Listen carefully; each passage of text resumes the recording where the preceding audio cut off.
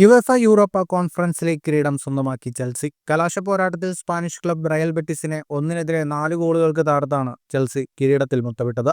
പോളണ്ടിലെ stadium റോക്ലോവിൽ നടന്ന മത്സരത്തിൽ Enzo മരസ്കിയുടെ കീഴിൽ ചെൽസി മിന്നുന്ന പ്രകടനമാണ് കാഴ്ചവെച്ചത്. മത്സരത്തിന്റെ തുടക്കത്തിൽ പിന്നിൽ പോയ ശേഷം രണ്ടാം പകുതിയിൽ ചെൽസി ശക്തമായി തിരിച്ചുവരികയായിരുന്നു. മത്സരത്തിന്റെ 9-ാം മിനിറ്റിൽ ഇസ്കോയുടെ അസിസ്റ്റിൽ അബ്ദേസൽ സൗളിയുടെ ഗോളിലൂടെ റയൽ ബെറ്റിസാണ് ആദ്യ ലീഡ് നേടിയത്. ആദ്യ പകുതിയിൽ റയൽ ബെറ്റിസ് ലീഡ് നിലനിർത്തി. എന്നാൽ രണ്ടാം പകുതിയിൽ 65-ാം മിനിറ്റിൽ കോൾ പാൽമറുടെ അസിസ്റ്റിൽ എൻസോ ഫെർണാണ്ടസിന്റെ മികച്ച ഫിനിഷ് ചെൽസിക്ക് സമനില സമ്മാനിച്ചു. 70-ാം മിനിറ്റിൽ പാൽമറുടെ അസിസ്റ്റിൽ തന്നെ നിക്കോളാസ് ജാക്സൺ ചെൽസിയെ മുന്നിലെത്തിച്ചു. 83-ാം മിനിറ്റിൽ പകരക്കാരനായി ഇറങ്ങിയ ജേഡൻ സാൻചോ ചെൽസിയുടെ 3-ാം ഗോളും നേടി വിജയമുറപ്പിച്ചു. ഇഞ്ചുറി ടൈമിൽ കൈസഡയുടെ മികച്ച ഗോൾ ചെൽസിയുടെ കിരീട വിജയം പൂർത്തിയാക്കി. ഈ വിജയത്തോടെ യുവേഫയുടെ 5 പ്രധാന ക്ലബ് ട്രോഫികളും നേടുന്ന ആദ്യ ക്ലബ് എന്ന ചരിത്ര നേട്ടവും ചെൽസി സ്വന്തമാക്കി. Champions league, Europa league, super cup, cup winners cup എന്നിവ നേരത്തെ ചെൽസി വിജയിച്ചിരുന്നു.